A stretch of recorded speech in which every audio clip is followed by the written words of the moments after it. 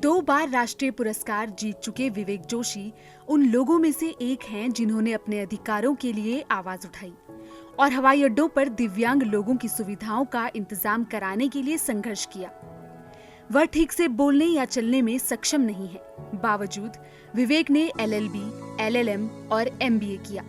अब वह PhD कर रहे हैं। दिव्यांगों को सशक्त बनाने के लिए विवेक जोशी को तत्कालीन राष्ट्रपति डॉक्टर APJ अब्दुल कलाम और प्रणब मुखर्जी सम्मानित कर चुके हैं। विवेक जोशी की मां कौशल्या देवी को राष्ट्रपति रामनाथ कोविंद ने विवेक की परवरिश करने और उन्हें हमारे बीच के दिव्यांग लोगों के मुद्दे उठाने के लिए सक्षम बनाने को लेकर सम्मानित किया। मुंबई हवाई अड्डे पर घटी एक घटना ने न केवल विवेक जोशी का जीवन बदल दिया, बल्कि उन्हें अपने जैसे कई लोगों के अधिकारों के लिए लड़ने की वजह और ताकत भी दी। आइए जोशी से उस घटना के बारे में जानते हैं जिसने उनका जीवन बदल दिया।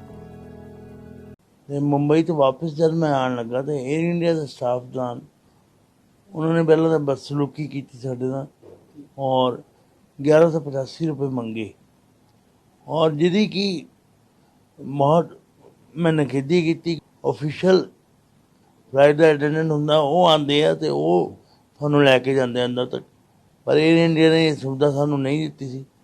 फिर मेरे नाल मेरे पिताजी सी, मैं उन्होंने आइडिया दिता सीगा कि तुसी मैनू तको, मैं ट्रॉली नूं ढकूंगा तो समान लैके असी किसी तरह अंदर पहुंचे बड़ी मुश्किल नाल। फिर उत्थे देखा तो ओल्ड एज वास्ते और सीनियर सिटीजन वास्ते कोई लाइन नहीं सी, अलग लाइन नहीं सी। ਤਾਂ भी असी लड़ाई की और ਤਾਂ उन्होंने सीनियर सिटीजन ते ओल्ड एज वास्ते लाइन देने तो मना करता, क्योंकि वो कहते ये सारी फैसिलिटीज़ बिजनेस क्लास दी हैं। तो मैं उन्होंने विरोध किया कि ये गल गलत है, क्योंकि साडी कॉन्स्टिट्यूशन ने सानू बेसिक राइट ऑफ इक्वलिटी का राइट दिता है, तो सानू समान अधिकार मिलना चाहिए। सानू प्रायोरिटी बेसिस पे अटेंड करना चाहिए। विवेक जोशी को हवाई अड्डे पर अपने अधिकारों के लिए लगातार बोलने पर कई तरह की समस्याओं का सामना करना पड़ा, लेकिन जोशी को मेहनत का फल भी मिला। एयर इंडिया ने जोशी की बातों को ध्यान में रखा और विशेष रूप से दिव्यांग व्यक्तियों और वरिष्ठ नागरिकों के साथ व्यवहार करते समय इनका पालन करने के निर्देश जारी किए। सलाह दिता है और ਉਹਦੇ ਵਿੱਚ ਸਿੰਪਲ जी गल है, ये मेल मेरे ਕੋਲ ਹੈਗੀ, ਉਹਦੇ ਵਿੱਚ ਇਹਨਾਂ ਨੇ ਕਿਹਾ कि नॉन एम्बिटरी मतलब ਜਿਹੜੇ ਚੱਲ ਫਿਰ ਨਹੀਂ ਸਕਦੇ, ਜਿਹੜੇ ਪੂਰੀ ਤਰ੍ਹਾਂ ਦਿਵਿਆਂਗ ਹੈਗੇ 100% डिसेबल ਹੈਗੇ, ਉਹਨਾਂ ਨੂੰ ਕੋਈ व्हीलचेयर ਦੇ ਚਾਰजेस नहीं देने ਪੈਣੇ और ਜਿਹੜੇ भी दिव्यांग जन है ओल्ड एज है पर्सन हैगे ਉਹਨਾਂ ਨੂੰ भी कोई चार्जेस नहीं देने पैਣੇ।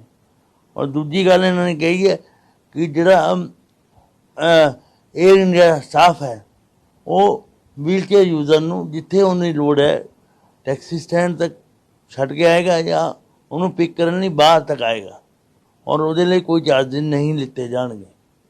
और दूजी गल जे इन बिटवीन उन्हें किते उतरना है तो वो उतर भी सकता है। इस धर्म युद्ध में विवेक जोशी के पिता भी उनके साथ हैं। उन्होंने मुंबई हवाई अड्डे पर बहस में अपनी उस जीत का वर्णन किया जो पूरे दिव्यांग समुदाय और वरिष्ठ नागरिकों की जीत के रूप में थी। असी सारे पासे कंप्लेंटा करते हैं, जलंधर पहुंचने तक सारे टीवी चैनल वाले साढ़े संपर्क च आ गए सी। तो उस तो बाद टैलीफोन उदा कहन लग गए, असीं माफ़ी मंग लई, लेकिन वी वर नॉट सैटिस्फाइड। तो बल्कि कोई बंदा सानू टीवी चैनल वाले ने सानू पुछया कि तुसीं इन्हां तो कुछ कंपनसेशन चाहते हो। असीं कहा नो फाइनैशियल कंपनसेशन, असीं चाहते हैं कि भी जिहड़ा डिसेबिलिटी कम्यूनिटी नाल या सीनियर सिटीजन नाल जिहड़ा बदतमीजी मिसबिहेव है, ये अगे तो रुकना चाहिए है।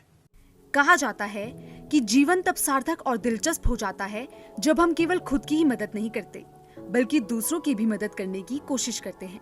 विवेक जोशी और उनके पिता की भावना ने न केवल एक अनुकरणीय उदाहरण पेश किया, बल्कि दूसरों को भी अपने अधिकारों के लिए बोलने के लिए प्रेरित किया है। 2400 घंटे लगातार खबरें देखने के लिए डाउनलोड करें ETV भारत ऐप।